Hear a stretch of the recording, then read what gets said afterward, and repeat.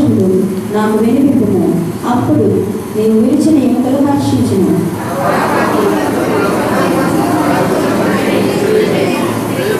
దేవా, నా యందు శుద్ధ హృదయం కలుగు చెయ్యుము. నా అంతరంగంలో స్థిరమైన మనసును నూతనంగా పుట్టించుము.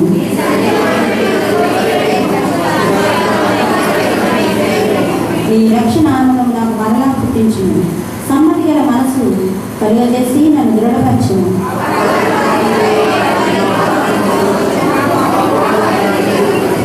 దేవా, నా రక్షణ పత్యము దేవా, రక్తాపరాధం నుండి నన్ను విడిపెట్టుము. అప్పుడు నా నాలుక నీ నీతిని గురించి ఉత్సాహగానం చేయును. నీవు బలిని కోరువాడు కావు, కోరి ఎలా నేను అర్పించును. దహన బలి నీకు ఇష్టమైనది కాదు.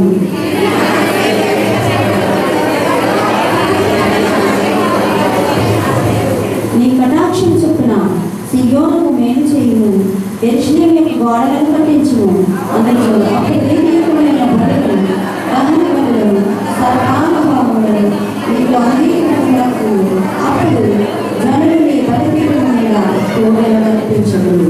దేవుని పరిశుద్ధ వాటి మన ఇంటిలో దీవించి ఆశీర్వదించుగాక. పరిశుద్ధ నామమునకు మహిమ కలుగును గాక. ఆమేన్. హల్లెలూయా. ప్రభువునందు ప్రియులారా, దేవుని పిల్లలారా, ప్రియులారా, ఈ సమయంలో బైబిల్ గ్రంథంలో నుండి ఎస్తేరు గ్రంథము 3వ అధ్యాయము మరి మనం ధ్యానం చేస్తూ ఉన్నాం. ఈ ప్రకారము వారు దినదినం ప్రతి దినము అతనితో చెప్పుచూ వచ్చినను అతడు వారి మాట చెవిని పెట్టకపోయాను కనుక మొర్దెకై యొక్క మాటలు స్థిరపడునో లేదో చూద్దామని దాని హామానులకు తెలిపింది. ఎలాగా అతడు నేను యూదులను కనుక ఆ పని చేయగలనని వారితో చెప్పి ఉండేను. దేవునికి స్తోత్రం కలుగుగాక. హల్లెలూయా. నేను యూదుని కాబట్టి నేను ఆ పని చెయ్యను. ఎవరి నేను క్రైస్తవురాలిని కాబట్టి నేను ఆ పని చెయ్యను. ఎప్పుడైనా నేను క్రైస్తవుని కాబట్టి దేవునికి విరుద్ధమైన పని నేను చెయ్యను. దేవునికి ఇష్టం లేని పని నేను చెయ్యను. ఎప్పుడైనా ఈ సందర్భం మీ జీవితంలో ఎదురవుతుందా? పర్వాలేదు అనే మాట వస్తుందా? చెయ్యను అనే మాట వస్తుందా? పర్వాలేదు ఒక వారానికి, పర్వాలేదు ఈ ఒక్కసారికి, పర్వాలేదు ఈ రోజుకి, ఎక్కువగా ఇలాంటి మాటలు వస్తూ ఉంటాయి. ఒక వారం మనం మానేసినా పర్వాలేదు, ఒకరోజు మనం ప్రార్థన చేయడం మానేసినా పర్వాలేదు. ఎవరి శత్రులకు మేషకు అభివృద్ధిలో ఈ ఒక్కసారి ఈ నెల రోజులు ఆయన నిలబెట్టిన బంగారు ఏదో మనం నమస్కారం చేసేస్తే దేవుడికి తెలుసు కదా, తప్పదు మరి, లేకపోతే చంపేస్తారు. మేము నిజంగా భక్తుడి కాదు, నమస్కారం చేస్తా, నిజంగా ఇష్టమై మేము పని చేయలేదు అన్న సంగతి దేవుడికి తెలుసు అని వారు అనుకుంటుంటే, పర్వాలేదులే ఒక్క నెలకే కదా అని అనుకుంటుంటే వారి పేరు ఈరోజు బైబిల్ గ్రంథంలో రాయబడి ఉండేవి కాదు. దేవుడికి స్తోత్రం కలుగుగాక.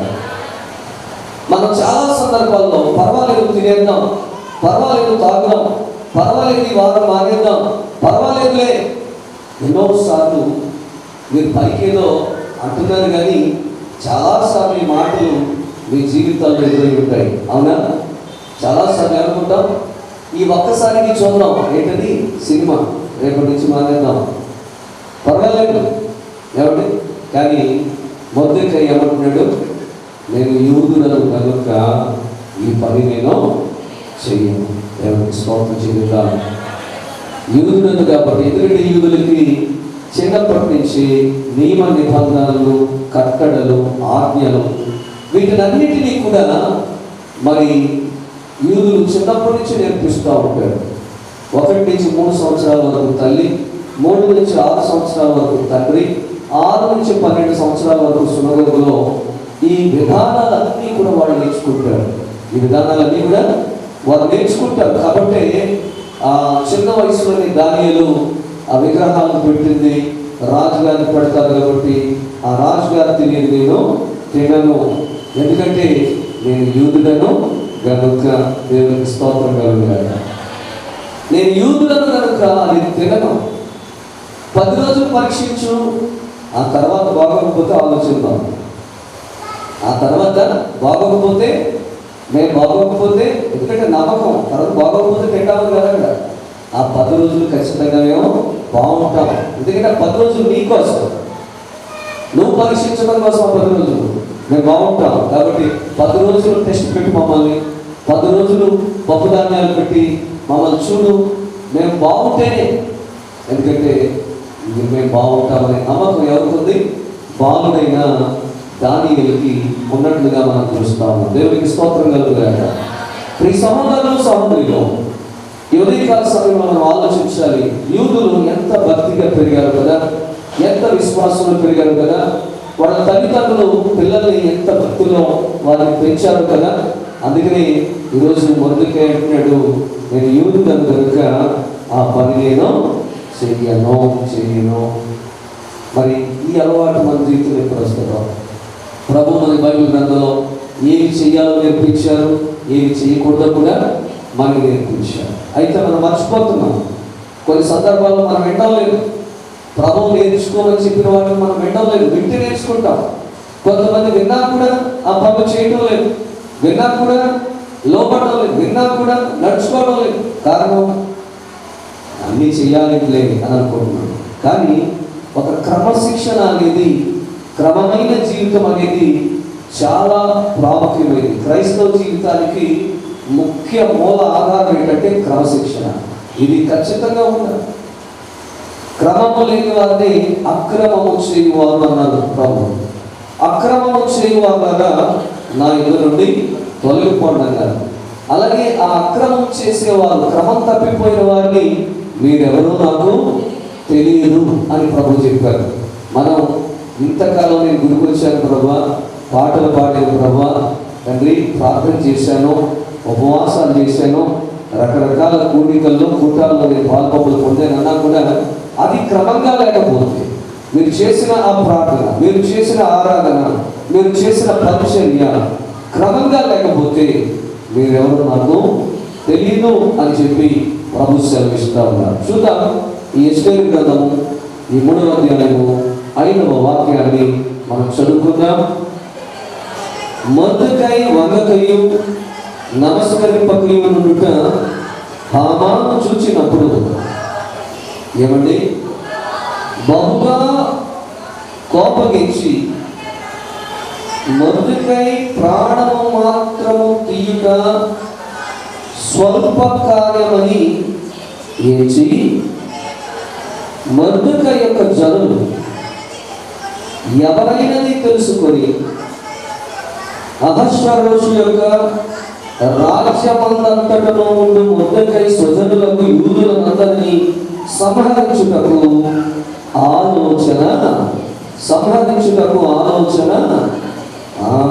ఆలోచిస్తున్నాడట. ఏం చేయాలి? ఆఫ్టర్ మీరు అప్పటిని చెప్తారు, మీరు ఇంకొకటి తయారవుతాడు, వాడిని చెప్తారు, ఇంకొకటి తయారవుతాడు. ఎందుకంటే వాడు చెప్పేశాడు ఏమని, నేను యూదుని అపరిచేయను అంటే యూదులందరూ అపరిచేయను, నేను యూదుడు కాబట్టి ఆ పరిచయం వీడు అన్నాడంటే యూదులు ఎంతమంది ఉన్నారో వారందరూ కూడా ఈ పని చేయరు. కాబట్టి మొత్తం వీధే లేకుండా చేసేస్తే అప్పుడు నేను ఒక దేశం వెళ్తాను, ఒక సంస్థానానికి వెళ్తాను, అక్కడి నుంచి ఇంకో సంస్థానానికి వెళ్తాను, అక్కడి నుంచి ఇంకో సంస్థానానికి వెళ్తాను.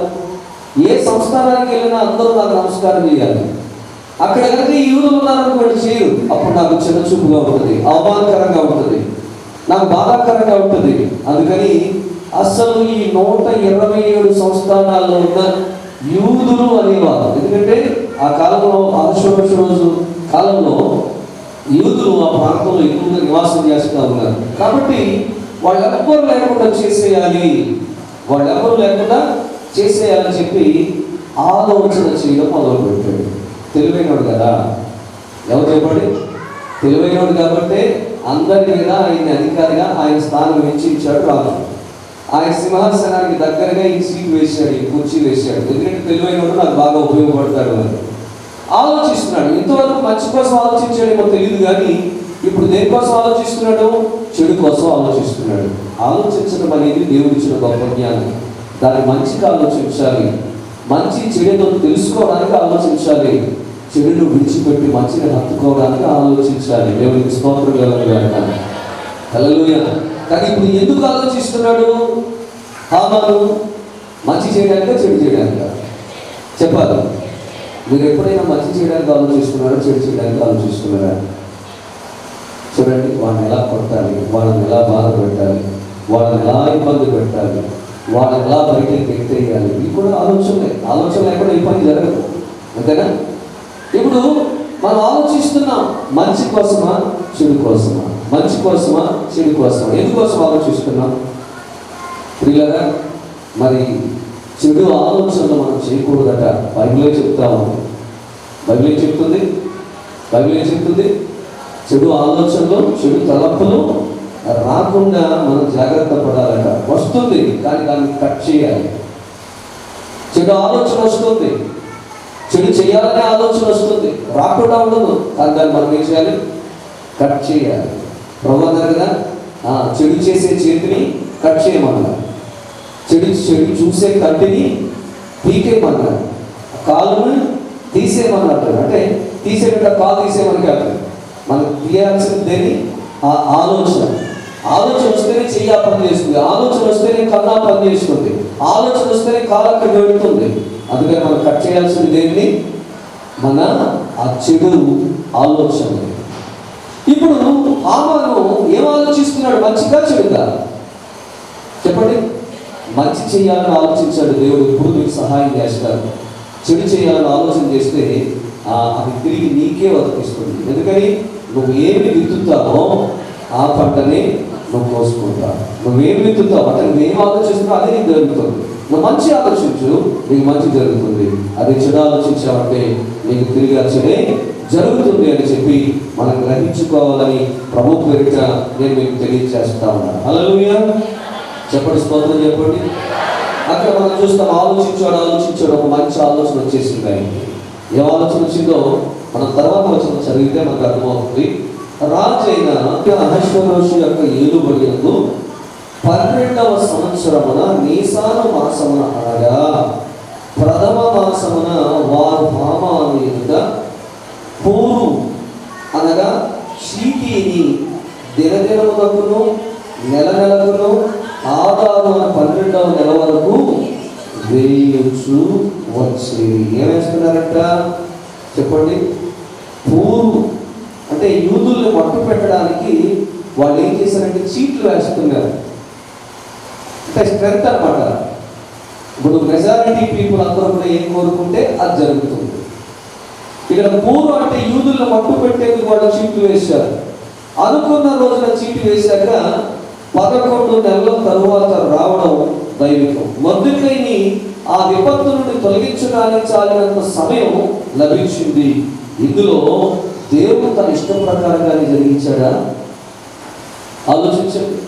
దేవుడు తన ఇష్టం ప్రకారంగానే జరిగించాడా? చూడండి, 9వ అధ్యాయము ఎస్తేరు గ్రంథంలో 24, 25, 26 వచనాలు చూస్తే 9వ అధ్యాయము 24, 25, 26 యూదులకు శత్రువుకు హమ్మోదాత కుమారుడైన అగాగీయుడకు హామాను యూదులను సంహరింపదలిచి వారిని నాశనపరిచి నిర్మూలము చేయవలనని పూరు అనగా చీటీ వేయించి ఉండగా. చూడండి, చంపడానికి చీట్లు వేయించాడు. మనకు ముందు చదువుకున్న చోట మాట లేదు, అవునా? చీట్లు వేయించాడు. 7వ వచనంలో మనకి ఎందుకు వేసాడు ఆ చీట్లు ఏంటన్నది ఏదో మనం నెల కట్టుకునే చీట్లు అనుకున్నట్టుగా ఉంటుంది. చీటీ కడుతున్నాను, 25,000 రూపాయల చీటీ, 50,000 రూపాయల చీటీ, ఏదో 1,00,000 రూపాయల చీటీ వేసాను అన్నట్టుగా ఉందట మాట ముందు మనం చూడడానికి. కానీ ఆ చీటీ కాదు. ఈ చీటీ ఏ చీటీ అంట? ఈ మొర్దెకైని వాళ్ళ జనుల్ని యూదులందరినీ కూడా చంపడానికి చీట్లు వేస్తున్నారంట. చీట్లు దేవుని ఆలోచన ఏంటి? మంచి చేయడానికి 10 మంది చేతులు వేయాలి, కానీ చెడు అనే ఆలోచన పుట్టడం ఏంటి? ప్రజలందరినీ కలుపుకుని, ఎందుకంటే తిను ఒక్కడైతే అది కక్ష అవుతుంది, అందరూ కలిస్తే అది ఆ రాజుగారి దృష్టికి మంచి అయిపోతుందని చెప్పేసి ఏం చేస్తున్నాడంట, చీట్లు వేస్తున్నాడంట. ఎస్తేరు రాజు ఎదుటికి వచ్చిన తరువాత అతడు యూదులకు విరోధముగా తలపెట్టిన చెడు యోచన చూడండి. దేవుడు ఏం చేశాడంటే, ఇతడు ఏం చేశాడో కానీ తన తల మీదకి, ఏమంటే బాగా పెట్టినారా, మంచి కోరుకుంటే మంచి జరుగుతాను అంటారు. నేను అందుకే యేసు ప్రభువు చెప్పింది కూడా, నిన్ను వల్ల నీ పొరుగు వారిని ప్రేమించు. వింటున్నారా? అత్తకోడళ్ళు వింటున్నారా? ఇవాళ మీ అత్తగారికి మంచి చేస్తే రేపు నీకు వచ్చే కోడలు నీకు మంచి చేస్తుంది. ఈరోజు నువ్వు నీ కోడల్ని ప్రేమగా నువ్వు చూసుకోవాలి. ఎందుకంటే మా అక్క నన్ను అలా చూసింది కాబట్టి నేను కూడా నా కోడలను అలాగే చూస్తానని అనుకోకూడదు.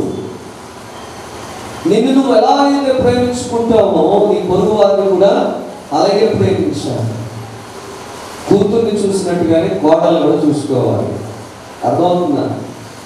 కన్న కూతుర్ని అయితే బాగా చూస్తారు చాలామంది. కోడల దగ్గరికి వచ్చేటప్పుడు అదేంటో అర్థం కాదు. కోడల్ని ఒక శత్రువులా చూస్తూ ఉంటారండి కొంతమంది. ఎందుకని ప్రియులారా గమనించాలి. మనం ఇవాళ నువ్వేం ఆలోచన చేస్తున్నావు, రేపటి రోజు నీకు ఆ బాధ వస్తుంది. కానీ నువ్వు చేసిన పని మర్చిపోతావు. నేను ఆ రోజు అలా చేశాను కదా, అందుకే ఇది నాకు వచ్చిందని అనుకుంటావా? మాట్లాడేంటి అనుకుంటావా? మనం ఎంత మాత్రం అనుకో. ఆమెను అనుకున్నాడా, నేను అనవసరంగా వాడి జోలికి వెళ్ళాను, నేను అనవసరంగా వాటి కోసం ఆలోచన చేశాను, అది తిరిగి నా మీదకే వచ్చిందని కనీసం అనిపించిందా? ఆమెకి తెలిసిందా సంగతి? తెలియలేదు. నిజమే, ఈరోజు మనకు వచ్చే కష్టం ఎందుకు వస్తుందో మనకు తెలియట్లేదు. మనకు వచ్చే బాధ ఎందుకు వస్తుందో మనకు తెలియట్లేదు. కారణం మనమే. ఎందుకంటే ఇతరుల పట్ల మన ఆలోచనలు, ఇతరుల పట్ల మన తలంపులు కూడా అలాగే ఉంటున్నాయి. కాబట్టి నువ్వు 10 మంది మంచి కోరుకో, మనుషులందరి కోసం ప్రార్థన చేయి. ఏమని? వాళ్ళందరూ కూడా బాగుండాలి. వాళ్ళ పేరు మనకు తెలియకపోవచ్చు, వాళ్ళ ఊరు మనకు తెలియకపోవచ్చు. మీకు తెలుసా, ఈ ఆశ్వరోషి యొక్క 127 సంస్థానాల్లో మన భారతదేశం కూడా ఉందంట. ఆ 127 సంస్థానాల్లో ఏదుంది? మన భారతదేశం కూడా ఉన్నట్టుగా మనం చూసిన బైబిల్ గ్రంథంలో కూర్చు మొదలుకొని తూర్పు దేశం అంటాడట. ఏ దేశము? తూర్పు దేశం. అందులో మనకు కూడా ఉంది, మన ఇండియా, మన భారతదేశం కూడా ఉంది. అందులో ఎస్టేర్ గ్రంథంలోనే భారతదేశం అనుకుంటా, తూర్పు దేశం అని రాయబడింది. ఈ సహోదరులు ఈ విషయాన్ని మనం జ్ఞాపకం చేసుకోవాలి. అది అతని నెత్తి మీదగా వచ్చేటట్టు మనం అనుకుంటాం. ఇంత ఖచ్చితంగా ఉన్న వాళ్ళకి హింసించేటి, అందరినీ చంపించేది ఏంటని అనుకుంటాము. కంగారు పడకూడదు. ఎదురు చూస్తే అది ఎవరైతే ఆ కుట్ర పన్నారో తిరిగి మళ్ళీ వారి నెత్తి మీదకే అది వెళ్తుంది. వారి నెత్తి మీద. చూడండి, దానియేలు మీద కుట్ర చేశారు. ఎంతమంది? 122 మంది. 122 మంది కుట్ర చేశారు. ఏం చేయాలని? దానియేలు చంపించేయాలి. వాళ్ళ కుట్రలో వాళ్ళు దానియేలు ఎలా చంపాలనుకున్నారు? సింహాల గుహలో పెట్టి చంపాలనుకున్నారు. సింహాల చేత మొత్తం ఎముకలు కూడా లేకుండా శుభ్రంగా అవి తినేసేలా చేయాలని ప్లాన్ చేశారు. కానీ దేవుడు ఏం చేశారు? ఎవరైతే ప్లాన్ చేశారో ఆ 122 మంది నెత్తి మీదకి దాన్ని, తల మీదకి దాన్ని తీసుకొచ్చారు. దీన్ని బట్టి మనం నేర్చుకునే సత్యం ఏంటి? మరి బాబు, ఎవరి కోసం నేను చెడు ఆలోచించకూడదు, ఎవరికి నేను చెడు చేయకూడదు అన్న ఆలోచన, జ్ఞానం మనకు రావాలి. దానియేలు అలా చేశారు కాబట్టి వాళ్ళకి బలిగా అయిందని అనుకుంటున్నాను. కానీ నేను కూడా అలాగే ఉంటున్నాను. ఈ మధ్యకాలంలో నా ఆలోచనలు అలాగే ఉంటున్నాయి, నా తలపులు అలాగే ఉంటున్నాయి, నా ఉద్దేశాలు అలాగే ఉంటున్నాయి. ఎప్పటికైనా దానియేలు కోసం కుట్ర చేసిన వాళ్ళ మీద నెత్తి మీదకి అది వచ్చినట్టుగా నా నెత్తి మీద కూడా వస్తాదేమో అన్న ఆలోచన అనుకుంటున్నా. ఈ సహోదరులు దయచేసి ఈ విషయాన్ని అర్థం చేసుకోవడానికి ప్రయత్నించేది. కంగారు పడదు, ఏమాత్రం కంగారు పడదు. ఇప్పుడు దానియేలుని దేవుడు రక్షించారు, సింహాన్ని హాని చేయలేదు. కానీ ఈ 122 మందిని వారి భార్యలను, వారి కొడుకులను, వారి కూతుళ్లను తీసుకుని వెళ్ళి అదే సింహాసనంలో పడేమన్నాడు. ఎవరు? రాజుగారు. ఇప్పుడంటే గుహ అడుగు భాగానికి రాకుండానే ఆ 122 మంది వారి భార్యలు, వారి పిల్లలు మొత్తం అందరినీ ఎముకల్ని కూడా పొడిగా కొరికేసేటవి. ఎలాగా? పొడి, కారపొడి తెలుసు కదా మీకు. పొడి అంటారు, కంది పొడి, కారం పొడి, శనగ పొడి, పొడి, దాన్ని అంటారు పొడి. ఎముకలను సైతము పొడిగా కొరికేసే బైబిల్లో ఉంది. దేవునికి స్తోత్రం కలుగుగాక. హల్లెలూయా. మనం ఏదైనా చేస్తే మన పని కూడా పొడే. అలాంటి ఆలోచన, ఇతరులకు హాని కలిగించే ఆలోచనలు, ఇతరులకు చెడు చేసే ఆలోచనలు, ఇతరులను బాధ పెట్టే ఆలోచనలు, ఇతరులను ఇబ్బంది పెట్టే ఆలోచనలు మనకుంటే మన పని కూడా అంతే అనే విషయాన్ని, అంతే అనే సత్యాన్ని మనము అర్థం చేసుకోవాలి. దేవునికి స్తోత్రం కలుగుగాక. చెప్పండి, స్తోత్రం చెప్పండి. సీట్లు ఎందుకోసం వేశారో మనం నేర్చుకున్నాం. ఇప్పుడు చెప్పండి, సీట్లు ఎవరికోసం వేశారట? చీటి. ఏ చీటి అది? ఊరు అంటే ఏంటి? చీటి. ఏ చీటి అది? వాళ్ళని నాశనం చేయటానికి. మరొకసారి చూద్దాం, చూడండి అదేమాట 24. యూదుల శత్రువు హమోదాత కుమారుడైన అగాగీయుడకు హామాను యూదులను సంహరింపదలచి వారిని నాశనపరిచి నిర్మూలము చేయవలని పోరు అనగా చీటి వేయించి ఉండగా ఎస్తేరు రాజు ఎదుటికి వచ్చిన తరువాత రాజు అతను యూదులకు విరోధముగా తలపెట్టిన చెడు యోచన తన తల మీదికే వచ్చినట్లుగా చేసి, బాగా వినండి, వాడును వాని కుమారులను ఉరి కొయ్య మీద ఉరి తీయబడినట్లుగా ఆజ్ఞ వ్రాయించి ఇచ్చేమో. దేవునికి స్తోత్రం కలుగుగాక. హల్లెలూయా. ఈ పూరు అనే మాటకు చీటి అని అర్థం. ఇప్పుడు చూడండి, వాడట, వాడి కొడుకులంట మొత్తం ఎవరి కోసం ఉరికొయ్య తయారు చేశాడో అదే ఉరికొయ్య మీద వాళ్ళని ఏం చేశారట? ఉరి తీయించినట్టుగా. ఏమండి? ఉరి తీసినట్టుగా రాజు ఆజ్ఞ రాసి చేశాడట. దేవునికి స్తోత్రం చెప్పండి. అంటే ఎవరు తీసుకున్న గోతులో వాడు పడక తప్పదు. ఎవరు తీసుకున్న గోతులో వాళ్ళు పడక తప్పదు. ఈ సత్యాన్ని మనం గమనించాలి. దేవునికి స్తోత్రం కలుగుగాక. హల్లెలూయా. ఇప్పుడు ఆలోచన చేశాడు, చీట్లు వేశాడు. నెల నెలకు ఆదాయం 12వ నెల వరకు చీట్లు వేశారట వీళ్ళ చంపడానికి. 8వ వచనం, అంతటా హామాను అహష్వేరోషులతో చెప్పినదేమనగా, మీ రాజ్య సంస్థానములన్నిటి యందు జనులను ఒక జాతి వారు చెదిరిపోయారు. చెదిరి ఉన్నారంటే చల్లా చెదురుగా ఉన్నారు. వాళ్ళు ఎక్కడ పడితే అక్కడే ఉన్నారు. వారు విధులు సకల జనుల విధులకు వేరుగా ఉన్నది. వారు రాజు యొక్క ఆజ్ఞలను గైకొను వారు కాదు. కాబట్టి వారిని ఉండనిచ్చుట రాజులకు ప్రయోజనకరము కాదు. రాజులకు సమ్మతి అయితే వారు హతము చేయబడినట్లును నేను ఆ పరిచర్య వారికి 20,000 మనుగుల వెండిని రాజు యొక్క ఖజానాలో ఉంచుటకు తూచి అప్పగించున్నట్లును చట్టము పుట్టించమనగా. దేవునికి స్తోత్రం కలుగుగాక. ఇప్పుడు శత్రుశాసం పోతుంది, చేతికి డబ్బులు కూడా వచ్చే ప్లాన్ చేశాడు. బాగా ప్లాన్ చేశాడు. ఏమండి? ఒక్క దెబ్బకి 2 పెట్లు అన్నట్టు ఒకే దెబ్బతో మొత్తం ఆ జాతి అంతరించిపోతుంది. పైపెచ్చు తనకి బాగా ఏంటంట? 8 మణుగులంట. ఏమంటే 8 మణుగులు?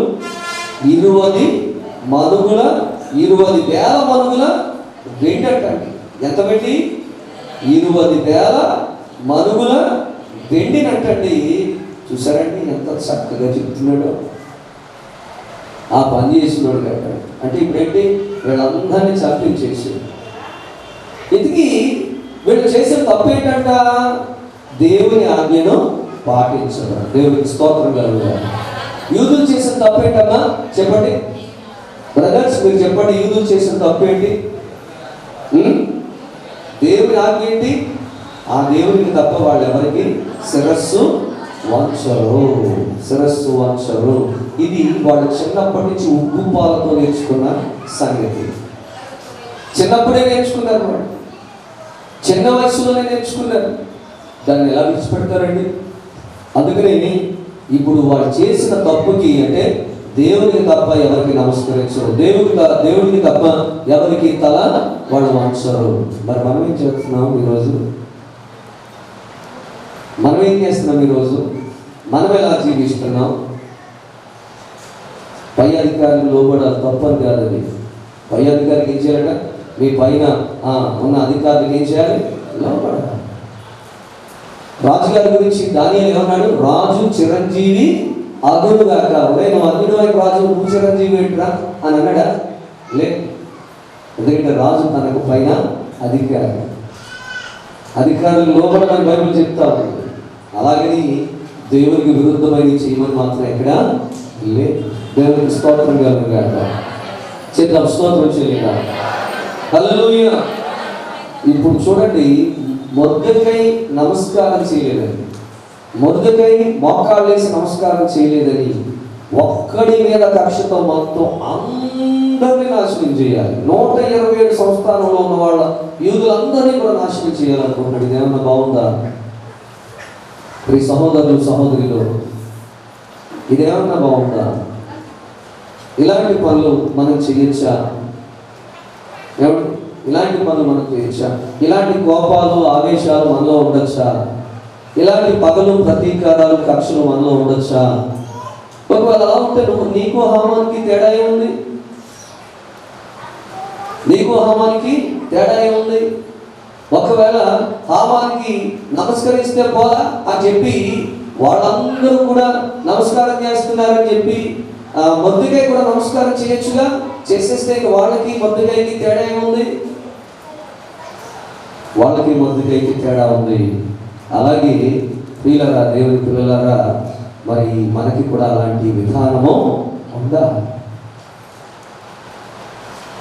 మనం కూడా హామాన్లో ఉండడానికి వీలు. అలాగే మనం కూడా అక్కడ లోబడి నమస్కారం చేసిన వాళ్ళ కూడా మనము ఉండకూడదు. కొన్ని విషయాల్లో మనం ఎలా ఉండాలి? ఖచ్చితంగా మొర్దెకైలాగా ఉండాలి. మొర్దెకైలా ఉండాలి. అలాగే చెప్పి రాజుగారికి హాని జరిగినప్పుడు ఏం చేశాడు? రాజుగారిని చంపాలని అక్కడున్న ఆ యొక్క ఇద్దరు సైనికులు ఆలోచన చేసినప్పుడు, ఇద్దరు వ్యక్తులు ఆలోచన చేసినప్పుడు ఆ కుట్రను ఏం చేశాడు? ఎవరికి చెప్పాడు? రాజుగారికి కప్పు చెప్పి రాజుగారిని రక్షించుకోలేదా? రక్షించుకోలేడు. దేవునికి స్తోత్రం కలుగుగాక. క్రైస్తవులు, దేవుని పిల్లలు మంచి కూడా చేస్తారు, మంచి పనులు చేస్తారు. ఏం చేస్తారు? చెడుకు లోబడరు, అలాగే మంచి కార్యాలు మానరు. వాళ్ళు చేయగలిగిన మంచి కార్యాలన్నీ కూడా వాళ్ళు చేస్తారు. అందుకు ఉదాహరణ మొర్దెకై. ఎందుకంటే మేము యూదులం కాబట్టి మేము ఆ పని చెయ్యం, అది మా వల్ల కాదు. చాలా చక్కగా, చాలా వివరంగా ఈ విషయాలు మొర్దెకై తెలియచేస్తా ఉన్నాడు. చట్టం పుట్టించాలని వస్తున్నాడు. మొత్తం అందరినీ ఏమండి, అందరూ బాగుండాలని కోరుకుంటే హామాన్ కూడా బాగుండేవాడేమో. అందరూ బాగుండాలని కోరుకుంటే ఇంకా ఉన్నతమైన స్థాయికి వెళ్ళిపోనేమో కదా. ఎవడు రాజు, నెబుకద్నెజర్ రాజు దానియేలు విషయంలో చచ్చిపోవాలని కోరుకున్నాడా? బాగుండాలని కోరుకున్నాడా? బ్రతుకుండాలని కోరుకున్నాడా? రాత్రి తెల్లవారు నిద్ర పట్టలేదంట ఆయనకి. ఉదయాన్నే తెల్లవారుజామునే వెళ్ళిపోయాడు. ఎక్కడికి? సింహాల దగ్గరికి వెళ్ళి, నీవు అనుదినము నిత్యము సేవించుచున్న నీ దేవుడు దానియేలు నిన్ను రక్షించేనా? ఎంత బాగా అడుగుతున్నాడు. అదే వీడు యూదుడు పోతే పోనీ, మా కల్దీలు చాలా మంది ఉన్నారు అని అనుకోవచ్చుగా. ఆ రాజు అన్నిడే, కానీ అతను ఎన్ని మంచి లక్షణాలు ఉన్నాయి. ఆ రాత్రి అన్ని మానేశాడట, ఏమేం తెలియలేదట. ఒకటే కోరుకుంటాడు, రాత్రి నిద్ర పట్టట్లా, దానియేలు బాగుండాలి, దానియేలు దేవుడు దానియేలుని రక్షించాలి. రాజు అయ్యింది కూడా తను రక్షించలేకపోయాడు. ఎందుకంటే అలాంటి కుట్రలో ఇరికించేశారు. ఎవరిని? రాజుగారిని, దానియేలుని కూడా. ఇంకా రాజు ఆమోదించడం తప్ప దాన్ని క్యాన్సిల్ చేసే ఛాన్స్ ఇప్పుడు రాజుకి లేదు. లేదు లేదు అందుకని నా వల్ల కాంతి ఎవరి వల్ల అవుతుంది అనుకున్నాడు రాజు? దానియేలు నమ్ముకున్న దేవుని వల్ల అవుతుంది. నమ్మిన వాళ్ళు సంతోషంగా అందుకని ఆ నమ్మకంతో గుహ దగ్గరికి వెళ్ళాడు. ఆ నమ్మకమే లేకపోతే గుహ దగ్గరికి వెళ్తాడా? ఎందుకంటే తన పరిపాలనలో ఎన్నో విషయాలు దానియేలు ద్వారా ఎన్నో పరిష్కారాలు చూశాడు ఆ రాజు. కాబట్టి అతనికి కూడా ఎవరి మీద నమ్మకం ఉంది? దానియేలు నమ్ముకున్న దేవుడి మీద నమ్మకం ఉంది. అందుకని గోదావరికి వెళ్ళి అలా అనగానే దానియేలు అన్నాడంట, రాజు చిరంజీవి అగునుగాక. ఆశీర్వదించేశాడు. ఎవరిని? సింహాల గుహలో ఉండి రాజుని దానియేలు ఏం చేశాడు? ఆశీర్వదించాడు. చిరంజీవి అంటే ఎవరంటే శతాయుష్మాన్ భవ అన్నాడు. ఏమన్నాడు? 100 సంవత్సరాలు ఏమండి నువ్వు చక్కగా జీవిస్తావు అని చెప్పి ఆశీర్వదించేశాడు. చూడండి, రాజులో కల్మషం లేదని దానియేలు అర్థం చేసుకున్నాడు. దానియేలులో తప్పు లేదని రాజుగారు అర్థం చేసుకున్నాడు. దేవునికి స్తోత్రం కలుగుగాక. హల్లెలూయా. ఈరోజు మనం కూడా మనుషుల్ని అర్థం చేసుకోవడం నేర్చుకోవాలి. ఎవరు ఎలాంటి వాళ్ళో అని అర్థం చేసుకోవడం నేర్చుకోవాలి. ఎవరో చాడీలు చెప్తే మనం నిజమే నమ్మేయకూడదు. ఒకవేళ నీ భర్త కోసం నీకు ఎవరైనా చాడీలు చెప్పొచ్చు, వెంటనే నమ్మేసి నీ భర్తతో గొడవ పెట్టేసుకోకూడదు. నీ భార్య గురించి ఎవరు నీకు చెడ్డగా చెప్పొచ్చు, వెంటనే నీ స్థితికి వెళ్ళగల ముందు తప్పమని నాకు కొట్టేయకూడదు. అసలు ఎంతవరకు కరెక్ట్ ఆలోచించాలి. తొందరపాటు నిర్ణయాలు పనికిరావు. వాళ్ళు ఏదో చెప్పారని చెప్పి రాజుగారు నమ్మేస్తే ఎలా? రాజుగారి శిక్ష విధించేశారని చెప్పి దానియేలు అనుకుంటే ఎలా? రాజుగారి మనస్సు ఎలాంటిదో, రాజుగారు ఎలాంటి వాడో దానియేలుకి బాగా తెలుసు. అలాగే మరి దానియేలు ఎలాంటి వాడో రాజుకు తెలుసు, రాజు ఎలాంటి వాడో దానియేలుకి తెలుసు. నేను అంటాను, ఇవాళ నువ్వు ఎలాంటి దానివో ఎలాంటి వాడో నీ దేవుడికి తెలుసు. దేవుడు ఎలాంటి వాడో నువ్వు తెలుసుకోవా. దేవుడికి స్తోత్రం కలుగుగాక. ఇంకా చాలా మందికి దేవుడు ఎలాంటి వాడో అర్థం కావాలా. దేవుడు ఎలాంటి వాడో అర్థం చేసుకోక చాలా మంది కొన్ని సందర్భాల్లో వాళ్ళు అనుకున్న కార్యాలు అవ్వకపోతే దేవుడు తిడుతున్నారు కూడా.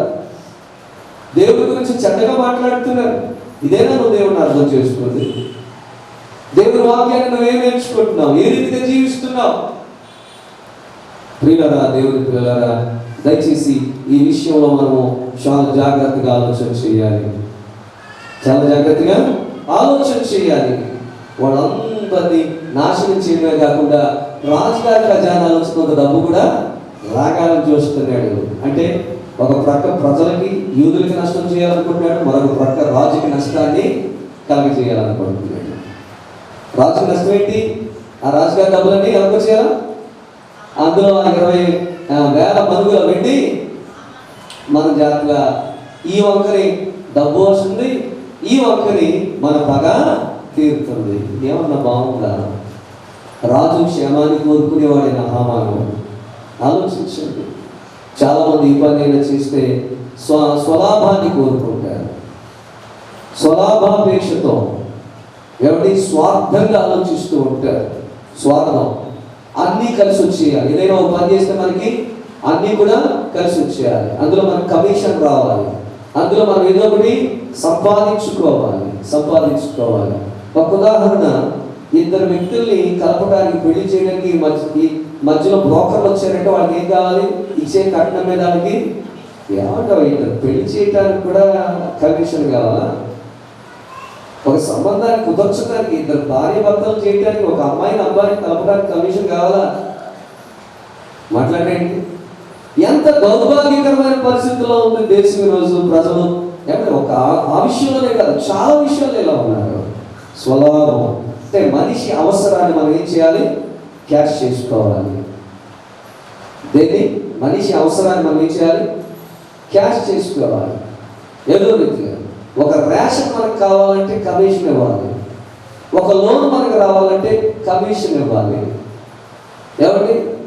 ఒక అకౌంట్ ఓపెన్ చేయాలన్న కమిషను, కష్టపడి పని చేసుకోవడానికి ఎక్కడికో దూరదేశాలు, కువైట్ లాంటి ప్రాంతాలు వెళ్తే అందులోని కమిషన్ ఇవ్వాలి ఏజెంట్లకి. ఏమైపోయింది? కమిషన్ల లోకం అయిపోయింది. ఇప్పుడు పగ, ప్రతీకారం తీరుతుంది. రెండోది స్వలాభం వస్తుంది. చక్కగా డిజైన్ చేసాడు ఆలోచన. ఇది మంచి కోసం చేసిన ఆలోచన, చెడు కోసం చేసిన ఆలోచన? చెప్పాలి. చెడు కోసం చేస్తున్నాడు ఆలోచన.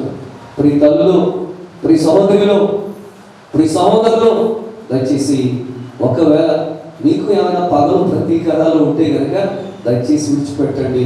ఇలాంటి ఆలోచనలోని కూడా రానివ్వకండి. ఈ మనిషి యొక్క ఆలోచనలు, ఉద్దేశాలు కేవలం చెడ్డమంటారు దేవుడు. అంటే మా ఆలోచన కూడా దేవుడు తెలిసిపోద్దండి అంటే తెలిసిపోతుంది. నరుల చెడుతనము భూమి మీద గొప్పదనియు వారి హృదయం యొక్క ఆలోచనలు కేవలము చెడ్డమని ఎవరు గ్రహించారంట? ఎవరు తెలుసుకున్నారంట? అవునా కదా చెప్పండి. ఈ మాట బైబిల్లో ఉందా లేదా? బైబిల్లో రాయబడిందా లేదా? అంటే దేవుడు నిన్ను మాత్రమే కాదు, నీ ఆలోచనలు కూడా చదువుతున్నాడు ఆయన. నీ హృదయాన్ని చూస్తున్నాడు ఆయన. సమస్తాన్ని కూడా ఆయన చూస్తూ ఉన్నటువంటి దేవుడు అనే విషయాన్ని మనం మర్చిపోకూడదు. హామాను చేసినా చూస్తాడు దేవుడు, నేను చేసినా చూస్తాడు దేవుడు. మీరు చేసిన ఏ ఆలోచన అయినా సరే దేవుడు ఖచ్చితంగా చూచే దేవుడు. దేవునికి స్తోత్రం కలుగుగాక. హల్లెలూయా. ఏం చెప్తాం? స్తోత్రం చెప్తాం. హల్లెలూయా. నా ప్రియమైన వారులారా, దేవుని పిల్లలారా, ఈ విషయంలో మనము జాగ్రత్తగా ఆలోచన చేయాలి. అక్కడ అంటాడు, అక్కడ రాజులకు సమ్మతి అయితే ఎవరికి ఇష్టం అవ్వాలి? ఇక్కడ నిన్న అనుకున్న రాజు నచ్చాలి. అందుకని రాజుకు నచ్చాలంటే రాజుకి అనుకూలంగా చెప్పాలి. వీళ్ళకన్నా ఎగ్రెస్ట్గా రాజుకి చెప్పాలి. వీళ్ళందరూ దుర్మార్గులను రాజుకి చెప్పాలి. పైపెచ్చు మీకు లోబడేవాడు దుర్మార్గులు, వేస్ట్ ఫెలోస్. కొంతమంది వాళ్ళని గొప్ప చేసుకోవడానికి ఇతరుల మీద బురద జరుగుతూ ఉంటారండి. నీ గొప్ప నువ్వు చెప్పుకోవాలి, కానీ ఇతరుల మీద బురద జరిగితే నువ్వు గొప్ప అవుతావా? ఇప్పుడు లేనిది ఎవరి మీద జరుగుతున్నాడు? హామాను యూదులందరి మీద బురద జరుగుతున్నాడు. ఏమని అక్కడ చూడండి, అక్కడ అంటాడు, మీ సంస్థానములలో అన్నిటి అందుండు సకల జనులలో ఒక జాతి వారు చెదిరిపోయారు. వాళ్ళు కరెక్ట్గా లేరు. వారి విధులు సకల జనుల విధులకు వేరుగా ఉన్నది. అసలు వాళ్ళు వీళ్ళతో కలరు, వీళ్ళు వాళ్ళతో కలవరు. అంత డిఫరెంట్.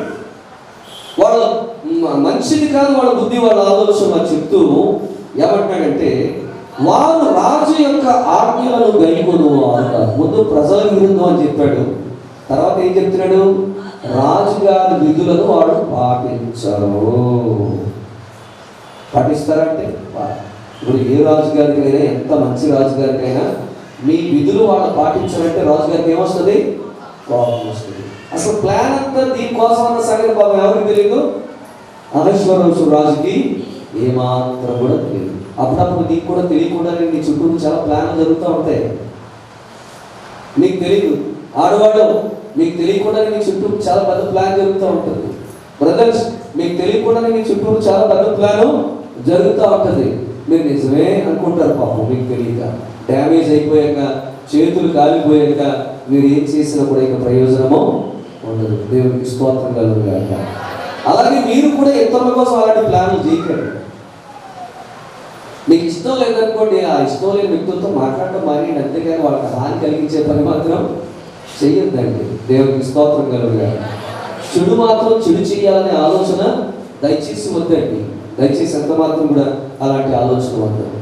వాళ్ళు ప్రజలకు వ్యతిరేకంగా ఉంటారు. పైపెచ్చు మీ విధులను వాళ్ళు ఏమాత్రం కూడా వారు పాటించరు. వారి విధులు సకల జనులు. కాబట్టి వారిని ఉండలించుట రాజులకు ప్రయోజనం కాదు. అలాంటి వాళ్ళు మన దేశంలో ఉండడం, మన 127 సంస్థానాల్లో ఉండడం, అది మనకి ఉపయోగం లేదు. వాళ్ళ వల్ల ఏ ఉపయోగం లేదు.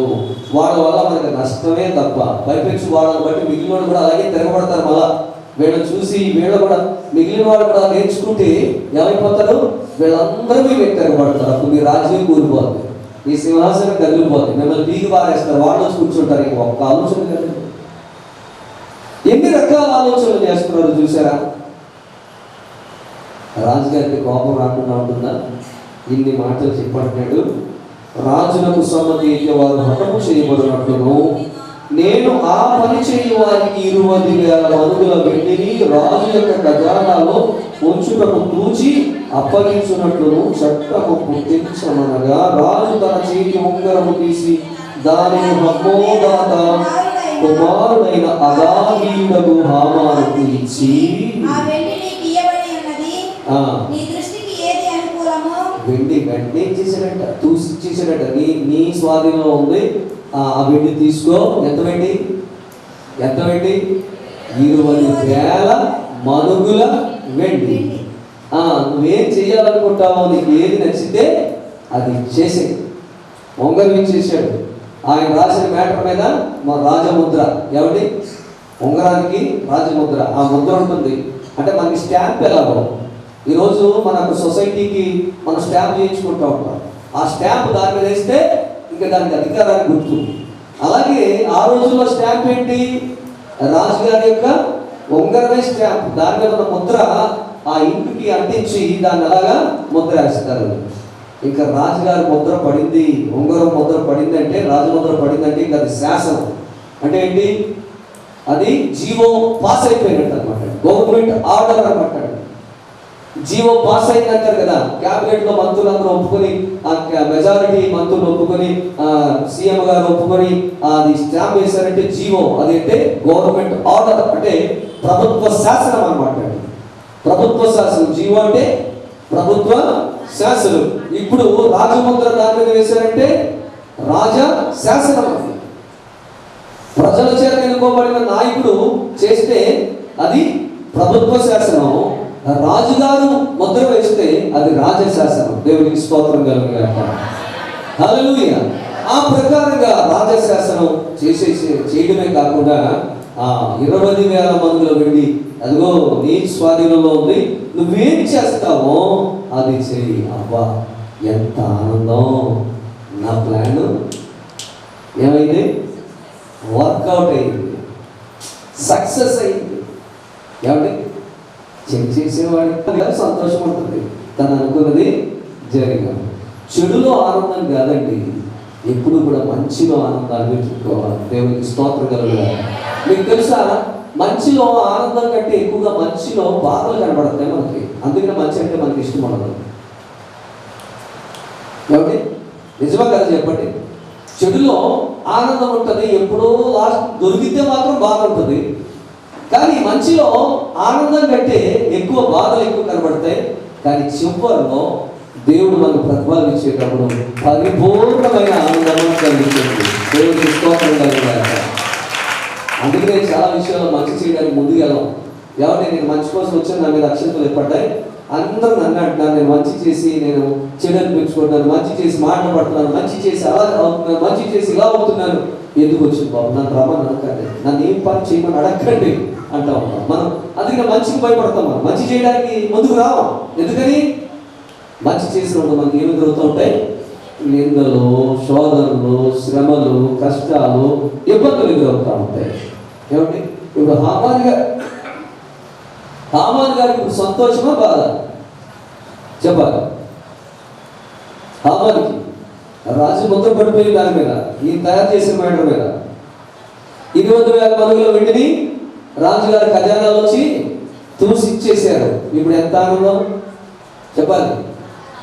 సినిమాకి వెళ్తున్నప్పుడు ఎంత ఆనందంగా ఉంటుందండి. అవునా? సినిమాకి వెళ్తున్నప్పుడు ఆనందంగా ఉంటుందా? మనకి నచ్చిన హీరో ఫైట్లు చేస్తుంటే అబ్బా బాబా ఏం ఆనందం. మనకి నచ్చిన హీరోయిన్ ఒక మంచి డ్రెస్ వేసుకుంటే ఎంత ఆనందం. వీళ్ళరా ఇప్పుడు ఆనందంగానే ఉంటుంది.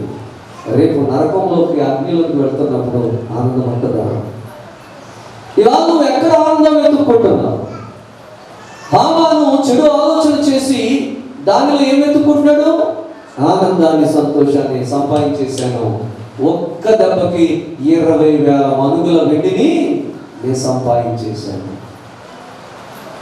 నా విరోధి, నా శత్రువు, నాకు నమస్కారం చేయని వ్యక్తి, నాకు మెడవచ్చిన వ్యక్తి, నా ముందు మోకాలేని వ్యక్తిని, ఆ ఒక్కటే మొత్తం వాళ్ళ జాతినే నేనేం చేయబోతున్నాను? ఇప్పుడు నాశనము చేయబోతున్నాను. ఏమండి? మీరు ఎప్పుడైనా యుద్ధంలో పాడైపోతుంటే ఆనందిస్తున్నారా? ఇతరులు బాధపడుతుంటే ఆనందించేవారు ఏమంటారు చెప్పండి? శాడిజం అంటారు దాన్ని, శాడిస్ట్. అలాంటి వారిని ఏమంటారండి? శాడిస్ట్. ఇప్పుడు ఒక మాటలు చెప్పాలంటే హామాన్ ఎవరు చెప్పాలి? హామాన్ శాడిస్ట్ అయితే అలాంటి ఆలోచనలు చేసే వాళ్ళందరూ కూడా ఎంత బాగా చెప్తున్నారు కదా నిజంగా. అసలు మీరు అక్కడ ఉండి కానీ ఇక్కడ నిలబడి చెప్పాలి. నేను దేవునికి స్తోత్రం కలుగుతాను. నాకంటే కూడా మీరు చాలా బాగా చెప్తున్నారు కదా. నా ప్రియ సహోదరులు సహోదరులు, ఏమండి హామాను అలా చేసేవాడు శాడిస్ట్ అయితే మనల్ని ఏమంటారండి? అలా ఆలోచించే ప్రతి ఒక్కరిని, మనల్ని అంటే ఆలోచించే ప్రతి ఒక్కరిని కూడా, అలా చేయాలనుకునే ప్రతి ఒక్కరిని కూడా ఏమనొచ్చు మనం? శాడిస్ట్ అని. ఇతరులు బాధపడుతుంటే ఆనందించాలనుకోవడం అది మానవత్వం కాదు. ఇతరులు బాధపడుతున్నాం చూడండి, ఒక కాకికి దెబ్బ తగిలి పడిపోతే అనేకమైన కాకులు వచ్చి అరుస్తూ ఉంటాయి, ఏడుస్తూ ఉంటాయి. అయ్యో పడిపోయింది పడిపోయింది పడిపోయింది. ఇంకా అది చచ్చిపోతే ఇంకా మరి గోళ, ఇంక మనం హుయ్య అనలేదు హయ్య అనలేదు. వాళ్ళు వచ్చేసి చుట్టూ రొగ్గరగా తిరుగుతూ అరుస్తూ ఉంటాయి, ఏడుస్తూ ఉంటాయి, బాధపడుతూ ఉంటాయి. ఇవాళ ఆ కాకికున్న స్వభావం కూడా చాలా మందికి లేదు. నవ్వుతున్నారు, పగలబడి నవ్వుతున్నారు. ఎవరికైనా నష్టం కలిగితే, ఎవరైనా బాధపడుతుంటే, ఎవరైనా ఏడుస్తుంటే బాగా జరిగింది, బాగా తెక్కతీరింది, బాగా తెక్కతీరింది, ఇలా జరగాల్సిందే. వద్దండి. ప్రభు అంటే నీ విరోధి ఆకలి ఉంటే, ఆకలితో వాడు ఏడుస్తుంటే నువ్వు సంతోషించడం కాదు, కానీ వాడికి పట్టడి అన్నం పెట్టి వాడు కడుపు నిప్పి వాడిని సంతోష పెట్టమంటున్నారు దేవుడు. నీ విరోధి ఆకలి గురించి ఏం చేయాలట? నీ శత్రువు ఆకలి గురించి ఏం చేయాలట? ఏం చేయమన్నారు దేవుడు? మనమైతే సంకలు కొట్టుకుంటాం కదా. అయ్యింది, తెక్క తీరింది. నన్ను అన్నాడు తిండి లేకుండా పోయింది, నన్ను అన్నాడు బతుకు లేకుండా పోయింది, నన్ను అన్నాడు ఎందుకు పనికి రాకుండా పోయింది. ఎవరిని అనొచ్చా? మనం ఎవరండి? దేవుని పిల్లలం అండి. ఆయన ప్రేమకు ప్రతిరూపాలు మనం ఆ ప్రేమ చూపించాలి. మన పని ఏంటంటే దేవుడు ప్రేమ చూపించడమే. మన పని ఏంటంటే ఇతరులకు ఆ ప్రేమను పంచిపెట్టడమే మన పని. దేవునికి స్తోత్రం కలుగుగాక.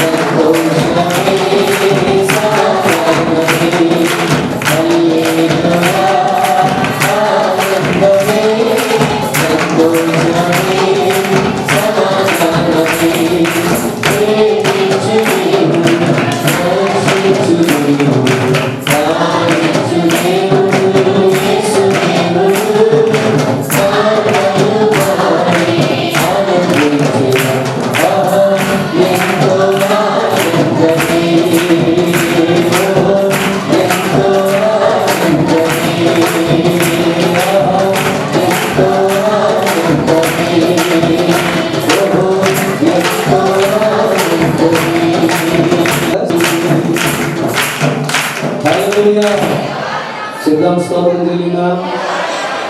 హల్లెలూయా. మనం ఏం చూపించాలి? మనం ఏం కలిగి ఉండాలి? చెప్పాలి. ఏం కలిగి ఉండాలి? ఏమండి, చెడులో ఎప్పుడు ఆనందించకండి. చెడులో ఉన్న ఆనందం శాశ్వతమైంది కాదు, అది కొంతకాలమే ఉంటుంది. పాపం హామాను గారి ఆనందం ఎన్నాళ్ళు ఉంది? కొన్నాళ్ళే ఉంది. చెడులో ఆనందించాలనుకునే వారి జీవితం కూడా ఎప్పుడు ఉంది. ఎప్పుడు పోతాదో ఆనందం తెలియదు, క్షణంగా ఉంటుంది అంతే ఆనందం. నువ్వు పాపంలో ఆనందిస్తున్నావేమో, చెడు చేసి చెడు చూసి ఆనందిస్తున్నావేమో, ఆ ఆనందం కొంతకాలమే ఉంటుంది. కానీ క్రీస్తు వైపు చూసే ఆనందం ఉంది చూశారు. శ్రమల్లో ప్రభువు కోసం నిలబడి శ్రమల్లో ఆనందం ఉంది చూశారు.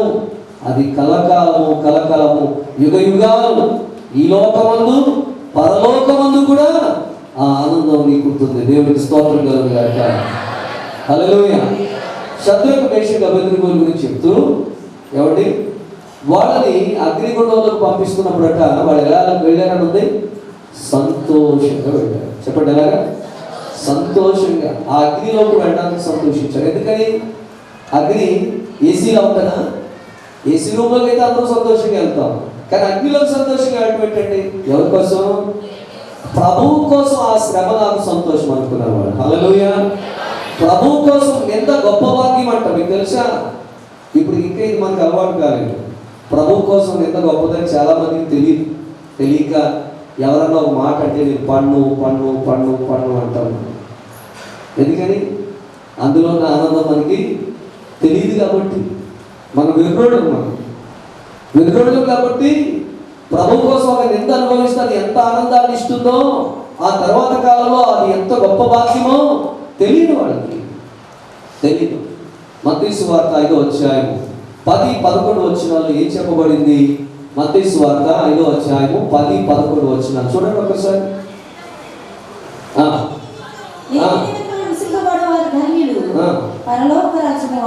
నీతి నిమిత్తము హింసించబడేవారు.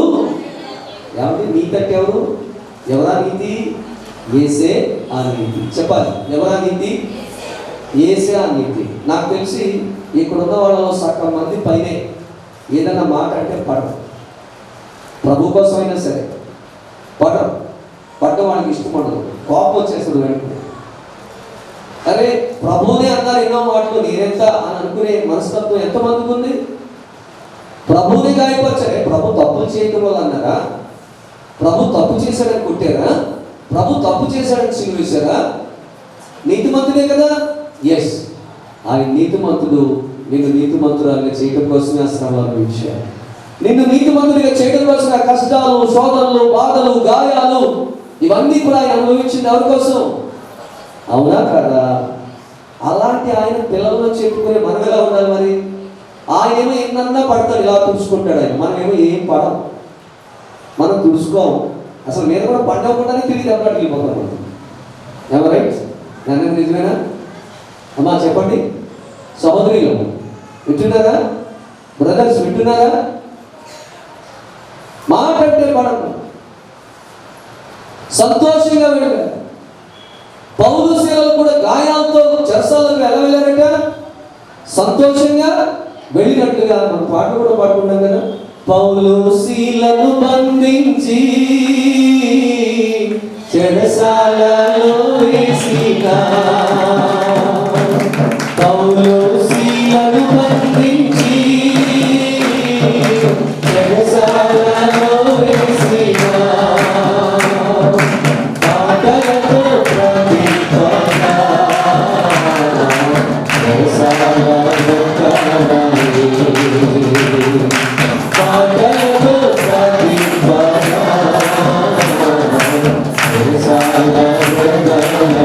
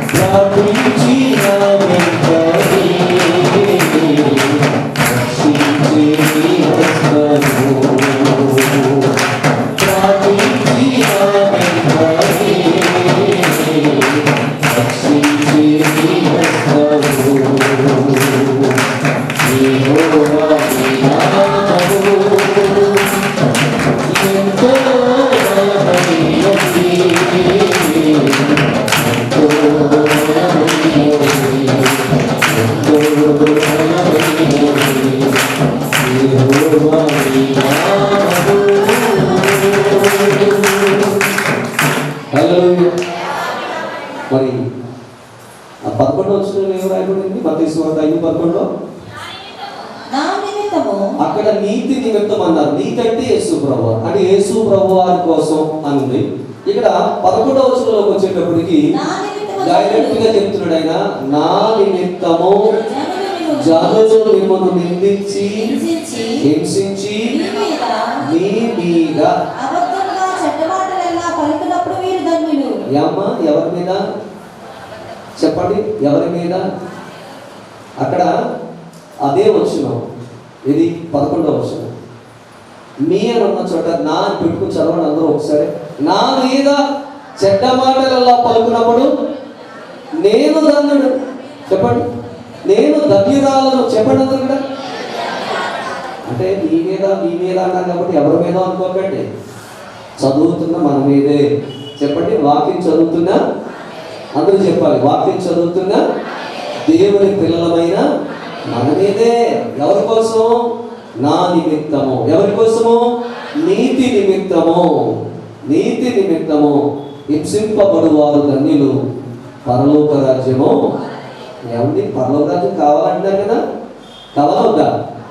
పరలోక రాజ్యం ఎవరికి ఇస్తారంటున్నారు ప్రభు? నీతి కోసం బ్రతకాలి, నీతిగా నిలబడాలి, నీతిగా ఉండాలి, నీతిగా మాట్లాడాలి, నీతిగా నడుచుకోవాలి. నీ నడవడికలో నీతి ఉండాలి, నీ ఆలోచనలో నీతి ఉండాలి, నీ ప్రవర్తనలో నీతి ఉండాలి. అలా నీతిగా ఉన్నప్పుడు ఎన్ని వచ్చినా మీరేం బాధపడకండి, ఎన్ని హింసలు వచ్చినా బాధపడకండి.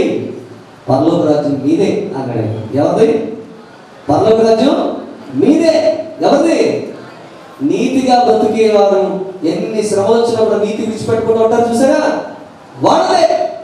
ఏంటంటే ఆ పరలోక రాజ్యం ఏదైతే ఉందో, ఆ స్వర్గరాజ్యం ఏదైతే ఉందో వాళ్ళదే రాసిచ్చేసాడు ఆయన, ముద్ర వేసేసాడు. చెప్పండి, ఏమి ఇచ్చారు? ముద్ర వేసారు, రాజముద్ర పడిపోయింది.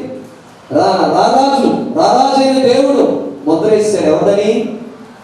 పరలోక రాజ్యం ఎవరిదని చెప్పాలి? ఎవరి దగ్గర పరలోక రాజ్యం?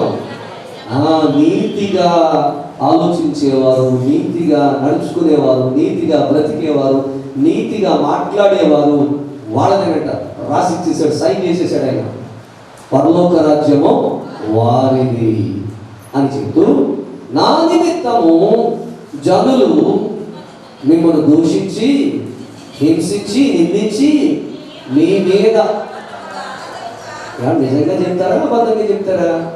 నిజం చెప్తే మీరు మంచివాడు, కానీ మీ మీద అబద్ధం చెప్తే మీరు చెడ్డవాడు. అంతే కదా, అదే కదా చెప్తారు. ఏమంటే నన్ను ఎన్నో తెలుసా మీకు? పలానావిడ పలానాయన ఎన్ని మాట్లాడాడో మీకు తెలుసా? అయితే తెలుస్తుంది పాస్ గారు, మీకేం తెలుసా? అని మాటలు పడ్డాను నేను ఎంత బాధపడుతున్నాను. ఇదేంటమ్మా, నువ్వు ప్రభువుని నమ్ముకున్నావు, నువ్వు పడాల్సింది బాధ కాదు, నువ్వు పడాల్సింది ఏంటి? సంతోషం. దేవునికి స్తోత్రం కలుగుగాక. అక్కడ అంటాడు, సంతోషించి ఆనందించండి, పరలోకంలో మీ ఫలము అధికం, డబల్. చెప్పండి, ఇప్పుడు ఒకవేళ దేవుడు మీకు 10,000 రాశాడు అనుకోండి, అది ఎంత అవుతుందట? 20,000 అవుతుంది. దేవుడు ఒకవేళ మీకు 1,00,000 రూపాయలు రాశాడు అనుకోండి, అక్కడ అది ఎంత అవుతుందంట? 2 లక్షలు అవుతుందంట. దేవునికి స్తోత్రం కలుగుగాక. డబల్. ఎవరి లాగి లెంపకాయ కొట్టి ఎవరైనా 10,000 ఇస్తానంటే మనం ఏం చేస్తాం చెప్పండి? ఆఫ్టర్ ఒక లెంపకాయ అంటే 10,000 ఇస్తానంటే నేను 10 లెంపకాయలు తినడానికి రెడీ. దేవునికి స్తోత్రం కలుగుగాక. చెప్పండి, స్తోత్రం చెప్పండి. హల్లెలూయా చెప్పాలమ్మా. ఏం తప్పు చేయకుండా తింటావా? లేకపోతే దాన్ని ఉంది పాస్టర్, పొద్దు నుంచి కష్టపడితే 500 600 ఎవరు ఇవ్వట్లేదు కూలి. ఆఫ్టర్ ఒక లెంపకాయ 4 ఏళ్ళు కదా, 5 ఏళ్ళు వచ్చేసినా పర్లేదు. ఏమంటే ఒక్క లెంపకాయకి 10,000 అంటే ఎవరు రాని మందికి ఎంతమంది వస్తాం? వస్తామా? డబ్బులు అంటే ఎవరికి చేయదండి, సిగ్గుపడుతున్నాం కానీ చేయడానికి. అందరం క్యూలో నిలబడతాం. ఎక్కడ? అందరం ఇక్కడ ఎక్కడ నిలబడతాం? క్యూలో నిలబడతాం అన్నాడు మనం. చెప్పాలి, ఒక్క లెంపకాయకి చెప్పండి ఎంత? పాస్టర్ ఇది స్కీమ్ బాగుంది, పెట్టండి అనుకుంటున్నాం. దేవునికి స్తోత్రం కలుగుగాక. హల్లెలూయా. బాగుందా స్కీమ్? బాగుందా? చెప్పాలి. ప్రభు అది చెప్తున్నారు, పరలోకంలో ఈ ఫలము అధికమవుతుంది. నా నిమిత్తము జనులు నిందించి, దూషించి మీ మీద చెడ్డ మాటలు చెప్తారు. నువ్వు మంచిదాన్నే కానీ చెడ్డ మాటలు చెప్తారు, నువ్వు మంచోళ్ళే కానీ నీకు చెడ్డ మాటలు చెప్తారు. అప్పుడు ఏం చేయమంటారైనా? ఏడుస్తారు, కూర్చోమని చెప్తావా? ఏం చెప్తున్నారండి? సంతోషించి. ఒకవేళ ఆ చెడ్డ మాటలు చెప్పి మీ అత్తగారే కావచ్చు, లేకపోతే నీ కోడలే కావచ్చు, నీ కొడుకే కావచ్చు, నీ కూతురే కావచ్చు, లేకపోతే నీ భార్య చెప్పచ్చు, లేకపోతే నీ భర్తే చెప్పచ్చు. ఎవ్వరు చెప్తున్నారు కూడా. ఇంట్లో వాళ్ళు చెప్పరు, బయట వాళ్ళు చెప్తారని అనుకోకండి. ఇంట్లో వాళ్ళు కూడా చెప్తారు, ఇంట్లో వాళ్ళు కూడా అంటారు, ఇంట్లో వాళ్ళే అంటారు. అప్పుడు ఏం చేయాలంట? చెప్పండి కొంచెం గట్టిగా. సంతోషించి ఆనందించమంటున్నారు. దేవుడికి స్తోత్రం కలుగుగాక. హల్లెలూయా. ఇప్పుడు నువ్వు ఆనందం ఎక్కడ అనుభవించాలి? నువ్వు సంతోషాన్ని ఎక్కడ కోరుకోవాలి? ఎక్కడ ఆనందం? నువ్వు ఎక్కడ ఆనందం కోరుకుంటున్నావు? మాట్లాడితే పాటంటూ ఎవరో ఏదో అన్నారు, చర్చికి రావడం మానేస్తూ ఉంటావు, ప్రార్థన చేయడం మానేస్తూ ఉంటావు, బైబిల్ చదవడం మానేస్తూ ఉంటావు. ఏంటిది? ఆలోచించండి. ఒక్కొక్కసారి మంచి కోసం కూడా గర్దిస్తారు. నీకు తప్పేం కాదు, నువ్వు చేసేది నీకు తప్పు అనిపించకపోవచ్చు, కానీ దేవుని వాక్యానికి విరుద్ధం కావచ్చు. అలాంటప్పుడు దేవుడు సేవకుని ద్వారా, వాక్యం ద్వారా కూడా గర్దిస్తారు. నీతిమంతులు గర్దించుట నాకు తైలాభిషేకం, నాకు ఆశీర్వాదం అంటాడు దావీదు గారు. దేవునికి స్తోత్రం కలుగుగాక. హల్లెలూయా. తప్పుగా ఒప్పుకోకపోతే మన క్రైస్తవులు ఎలా అవుతామండి? ఖచ్చితంగా తప్పని దేవుడు మనల్ని ఖండించినప్పుడు, వాక్యం ద్వారా మనతో మాట్లాడినప్పుడు ఏం చేయాలండి? పాస్టర్ గారి దగ్గర ఒప్పుకోవద్దు, దేవుడి దగ్గర ఒప్పుకోవాలి. ఎవరి దగ్గర? చెప్పండి, ఎవరి దగ్గర ఒప్పుకోవాలి? దేవుడి దగ్గర ఖచ్చితంగా ఒప్పుకోవాలి. హల్లెలూయా. ఈరోజు పాపంలో లేకపోతే ఇతరులు బాధపడుతుంటే అందులో నువ్వు సంతోషం వెతుక్కుంటే అది కొంతకాలం ఈ విషయాన్ని నీకు అర్థమవడం కోసం ఈ విషయాన్ని ప్రభువు నీతో సూటిగా మాట్లాడుతూ ఉన్నారు. అలాంటి సంతోషం కొంతకాలమే ఉంటుంది. నిజమే, ఇక్కడ హామాను సంతోషం కూడా ఎంతో కాలం, ఎన్నో రోజులు నిలబడలేదు. ఎన్నో రోజులు ఆ సంతోషం మాయమైపోయే రోజు వచ్చింది. ఆ సంతోషం, ఆనందం, ఆ దుఃఖం మాయమైపోయే రోజు ఒక రోజు వచ్చింది. అది ఏ రోజు? వచ్చే వారం నేర్చుకుందాం. ఈ రోజు నిన్న ఈ ఆత్మీయ పాఠాన్ని బట్టి మోకరించి హృదయపూర్వకంగా దేవుని సన్నిధిలో ప్రార్థన చేద్దామా? ఈరోజు ఈ ఆత్మీయ పాఠాన్ని నువ్వేం నేర్చుకున్నావు? దేవునికి ఏం నేర్పించారు? నువ్వు ఎలా ఉన్నావో చెప్తున్నారు. హామాను జీవితం ఒకవేళ నీలో కనిపిస్తుందేమో అప్పుడప్పుడు. హామానుకున్న ప్రవర్తన అప్పుడప్పుడు నీలో కనిపిస్తూ ఉందేమో. హామాను ఆలోచన, హామాను ఇతరుల బాధలో ఆనందాన్ని సంతోషాన్ని వెతుక్కున్నట్టుగా నువ్వు కూడా అలాగే ఇతరుల బాధలు పడుతుంటే, ఇతరులు కష్టపడుతుంటే, ఇతరులు శ్రమపడుతుంటే నువ్వు కూడా అలాంటి ఆనందాన్ని వెతుక్కుంటావేమో. దయచేసి ఈ సమయంలో అలాంటి వాటిని సరి చేసుకుందాం. మౌనంగా ఉందాం. మహాపరిశుద్ధుడా, మహాగణుడా, మహోన్నతుడా, సర్వాధికారి, సర్వశక్తి కలిగిన మా ప్రియమైన యేసుక్రీస్తు ప్రభువా, మీకు పరిశుద్ధమైన ఘనమైన ఉన్నతమైన నామమును బట్టి మీకు వందనాలు, స్తోత్రాలు. గడిచిన కాలంలో ఎంతవరకు మీ కృపలో మమ్మల్ని అందరినీ కాచి భద్రంగా జీవితం చేసిన వందనాలు అయ్యా. ఈ యొక్క ఆరాధన ఎంతో దీర్ఘకరంగా ఆశీర్వాదంగా జరిపించినందుకు వందనాలు అయ్యా. మా ప్రియ సహోదరులను సహోదరులను మీ మందిరానికి క్రమంగా తోడుకుని వచ్చినందుకు వందనాలు. సగమంతా కలిసి పాటలు పాడి మిమ్మల్ని ఆరాధించే భాగ్యాన్ని, మహిమపరిచే భాగ్యాన్ని, గణపరిచే భాగ్యాన్ని ఇచ్చినందుకు మీకు వందనాలు. కృతజ్ఞత స్తుతి స్తోత్రాలు మేము చెల్లిస్తున్నాం ప్రభువా. నా తండ్రి, నా దేవా, ధ్యాన కీర్తన ద్వారా కలిసి మీ వాక్యాన్ని చదివే భాగ్యం ఇచ్చినందుకు వందనాలు. వాక్య భాగంలో నుండి ఎస్తేరు గ్రంథం నుండి 3వ అధ్యాయంలో మరి అందులో ఉన్న సందర్భాలను బట్టి మా అందరితో వివరంగా మీరు మాట్లాడుతున్న విధానాన్ని బట్టి వందనాలు నాయన. అక్కడ భక్తుల జీవితాలు, అక్కడ ఉన్న వ్యక్తుల యొక్క జీవితాలను ఆధారం చేసుకుంటూ మా బ్రతుకులు ఎలా ఉండాలో ఎలా ఉండకూడదో మీరు మాకు నేర్పించిన విధానాన్ని బట్టి వందనాలు చెల్లిస్తూ ఉన్నాము తండ్రి. మీ చిత్తానుసారంగా మీలో శ్రమలైనప్పటికీ, బాధలైనప్పటికీ, ఇబ్బందులైనప్పటికీ మీలో ఆనందించేవారిగా మరి దానియేలు వలె, షద్రక్, మేషక్, అబేద్నెగోల వలె మా జీవితాలు ఉండడానికి సహాయం చేయండి. నా తండ్రి పౌలు శీలల వలె మా బ్రతుకులు ఉండడానికి సహాయం చేయండి. మీకు స్తోత్రాలు తండ్రి. పరమ తండ్రి మీకు వందనాలు. వినిన వర్తమానం అందరి హృదయాలను ప్రభావితం చేయమని అయ్యా, వారు మీలో శక్తివంతులుగా, బలవంతులుగా, ప్రభావవంతులుగా మరి వారిని తీర్చిదిద్దమని కోరి ప్రార్థన చేస్తూ ఉన్నాం తండ్రి. ఈరోజు మీ మందిరం నడుపుతున్న ప్రతి ఒక్కరిని మీ చేతులుగా అప్పగిస్తున్నారు. చంటి బిడ్డలను, చంటి బిడ్డలను, గర్భిణీ స్త్రీలను, అయ్యా సండే స్కూల్ బిడ్డలను, నా తండ్రి చదువుకుంటున్న యవన కుమారులను, యవన కుమార్తెలను, ఉద్యోగాలు చేస్తున్న బిడ్డలను, వివాహాలు కావలసిన వారిని, వివాహాలు అయిన వారిని మీ చేతులుగా అప్పగిస్తున్నారు. మధ్య వయస్కులను, వృద్ధులను, విధవరాండ్లను, అనాథ బిడ్డలను మీ చేతులుగా అప్పగిస్తున్నారు. ఈ సంఘం ద్వారా రక్షించబడి పనిపాట్ల కొరకు, చదువుల కొరకు, ఉద్యోగాల కొరకు దూర ప్రాంతాలు వెళ్ళిన వారిని, దూర దేశాలు వెళ్ళిన వారిని కూడా మీ చేతులుగా అప్పగిస్తున్నాను. వివాహాల అత్తవారులకు వెళ్ళిన వారిని మీ చేతులుగా అప్పగిస్తున్నాను. ఈరోజు ప్రయాణాల్లో ఉండి రాలేకపోయిన వారిని, అయ్యా మీ సన్నిధిని దూరమైపోయిన వారిని కూడా మీ చేతులుగా అప్పగిస్తున్నాను. ఎప్పటిలో చేసిన వ్యాపారములను, ఉద్యోగములను, పాడి పంటలను, చేతి వృత్తులను, కుల వృత్తులను మీ చేతులుగా అప్పగిస్తున్నాను. సమస్తమును మీ చేతులుగా అప్పగిస్తూ ఉండగా రాబోయే 6 దినాలు సోమవారం యేసు నామములో దీవించబడుదురు గాక, మంగళవారము యేసు నామములో దీవించబడుదురు గాక, బుధవారము యేసు నామములో దీవించబడుదురు గాక, గురువారము యేసు నామములో దీవించబడుదురు గాక, శుక్రవారము యేసు నామములో దీవించబడుదురు గాక, శనివారము యేసు నామములో దీవించబడుదురు గాక. 6 దినాలు ఆయురారోగ్యాలతో, బహుభాగ్యాలతో, సుఖ సౌఖ్యాలతో వర్ధిల్లి మళ్ళా సంతోషంగా వచ్చే ఆదివారం మీ మందిరానికి వచ్చి మిమ్మల్ని ఆరాధించడానికి సహాయం చేయండి. వచ్చే ఆదివారం బలారాధనలో మా అందరికీ పాల్గొనలు దయచేయండి ప్రభావ. మీ సన్నిధిలో మీ సాక్షాత్తంగా మీ నామ మహిమార్థంగా నిలబెట్టుకోమని విజ్ఞాపన చేస్తున్నాం.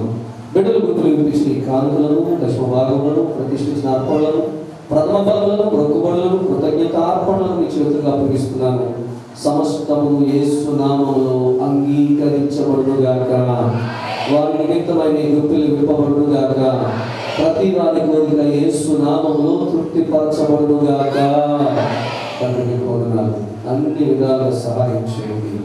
మీ దీవెన, మీ దయ, మీ ఆశీర్వాదం మేటుగా నీటుగా ప్రతి ఒక్కరికి అనుగ్రహించమని, క్షేమగలంగా గ్రహాలను చేర్చమని నీ రాకడలో రాజ్యంలో మమ్మల్ని అందరినీ చేర్చుకోమని జ్ఞాపకం చేసుకోమని రక్షకుడైన యేసుక్రీస్తు వారి పరిశుద్ధ నామంలో మిక్కిలి వినయంగా ప్రతిలాడి కూర్చున్నాడు పరమ తండ్రి. ఆమేన్. మన పరమ తండ్రి అయిన యెహోవా దేవుని ప్రేమ, ఆయన ప్రియకుమారుడు రక్షకుడైన ప్రభువైన యేసుక్రీస్తు వారి కృపయు, పరిశుద్ధాత్మ దేవుని యొక్క ఆదరణ, దేవుని సహవాసము, సమాధానము, సంతోషము ఇప్పుడును ఎల్లప్పుడూ ఆయన భయభక్తులు గల వారికి ఇంతవరకు యాదవ పాల్గొని పొందిన సమస్త పరిశుద్ధులకు సార్వత్రిక సంఘమునకు సదాకాలం ఇచ్చిన తోడేగా నడిపించును గాక. ఆమేన్. యేసు రక్తమే శిలువ రక్తమే ప్రభు యేసు నామములో సంపూర్ణ విజయం అపవాది ప్రతికాలం కలుగును గాక. ఆమేన్. ఆమేన్. ఆమేన్. మీ అందరికీ నా వందనాలు. దేవుడు మీ అందరిని దీవించి ఆశీర్వదించును గాక.